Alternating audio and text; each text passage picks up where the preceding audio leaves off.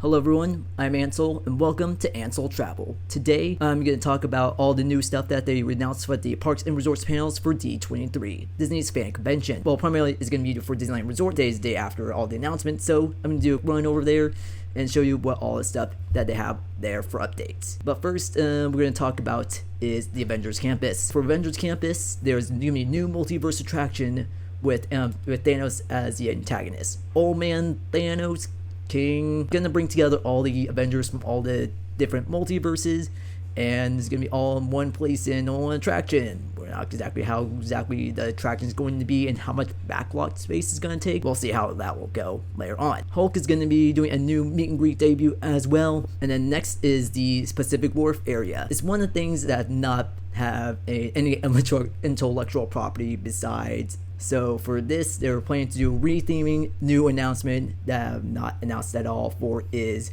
still in the initial concept design process of converting it to Marvel's Big Hero 6. So which is like in their universe that is like San Fransokyo kind of meets Japan, as back in the Great Earthquake back in the 1900s, that the earthquake and subsequent fires destroyed the city. The Japanese residents had a heavy influence on architecture of the city, making it more reminiscent of Japan, so kind of give it more like a Japantown feel. To what extent they will do for all the food and beverage outlets is that will stay or go is, well, we'll see what they have to say for there.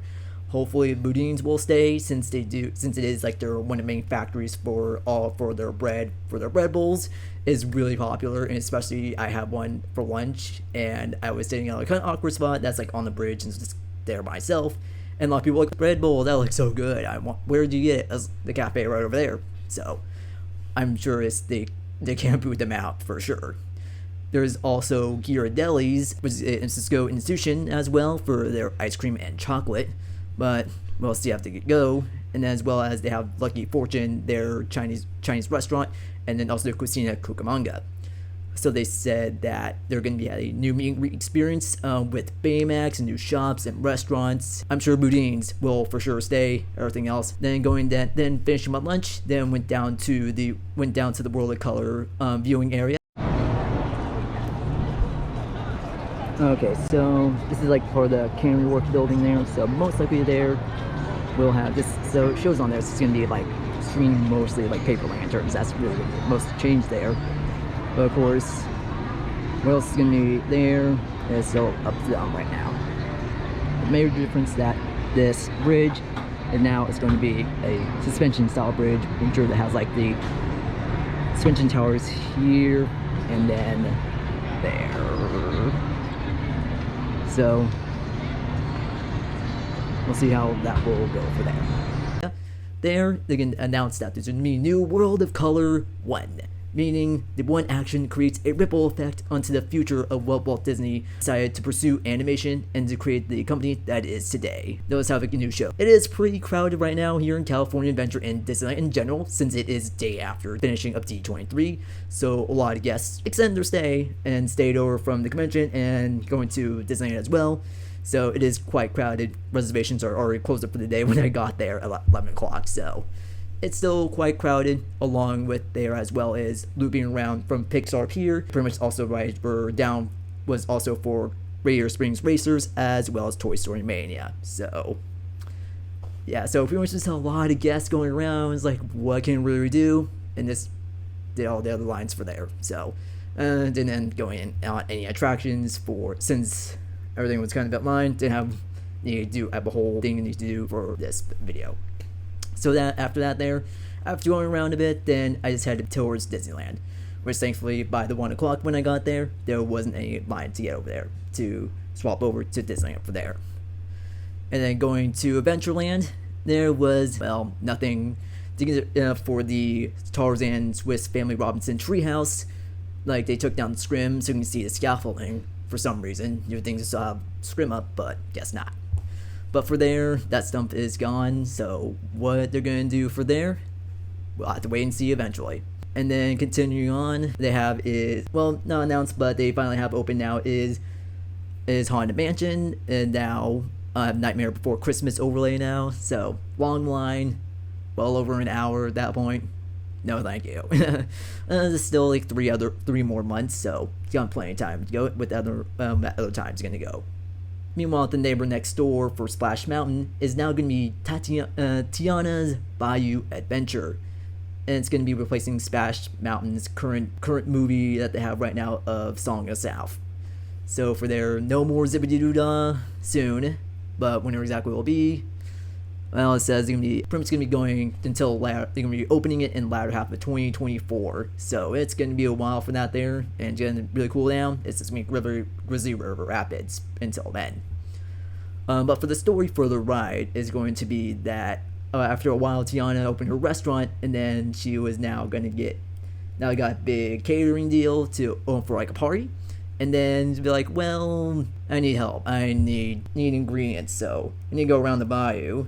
But I know that some of the other characters in the movie, they're recruited for it, as well as the guest that is going to be there, that is going along for the ride. So they're going to go around the bayou and then get all the ingredients, and then apparently that is going to be like a small mine where everything's going to be which is interesting because it's probably the highest point in like Louisiana, probably because it's just swampland for there.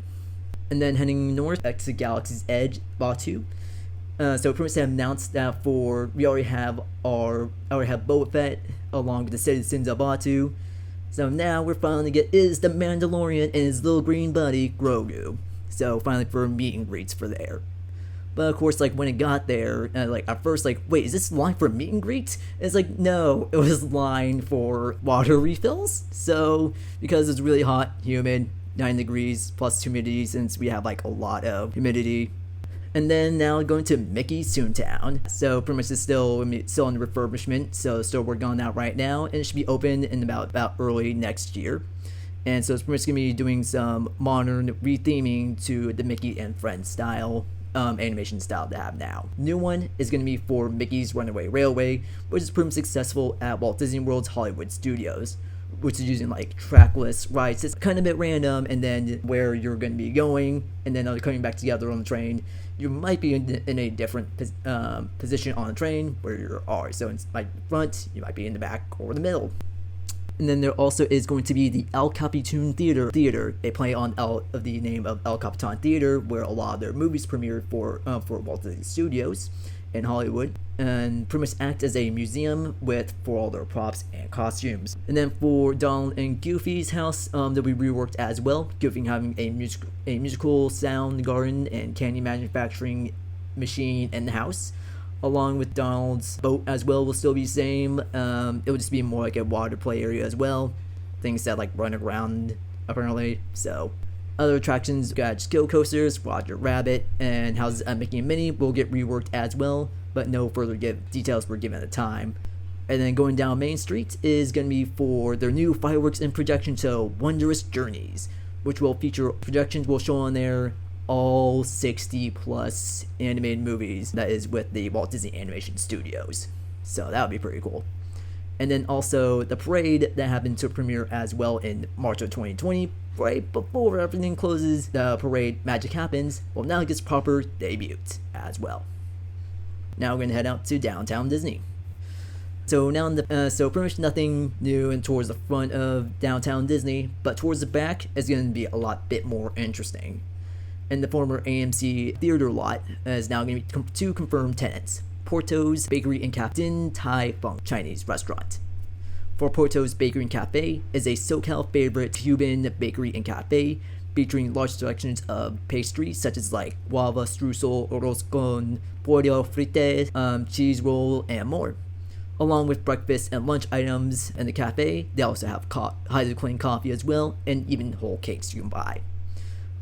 And then also they currently have 5 locations in Los Angeles County, including also one here in Orange County, which is Buena Park.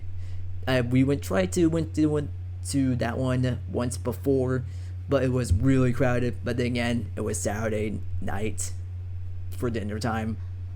Yeah, it was pretty crowded. So, but of course, like when my family other members went before to the ones in Los Angeles, they said like, yeah, it's an experience there, and it takes about a lot of times over an hour to get food. So yeah, we didn't experience it that time for there. So, but hopefully now wouldn't be too busy downtown Disney, but of course you never know. A lot of people, it's very popular, so and having in a very busy theme park shopping center is going to make it a lot more busy, I am sure. But we'll see how things go, how they'll manage, and I'm sure they'll. And then Din Tai Fung is a Chinese restaurant chain based in Taiwan with specialty in noodles and dumpling soup, along with like pot stickers as well.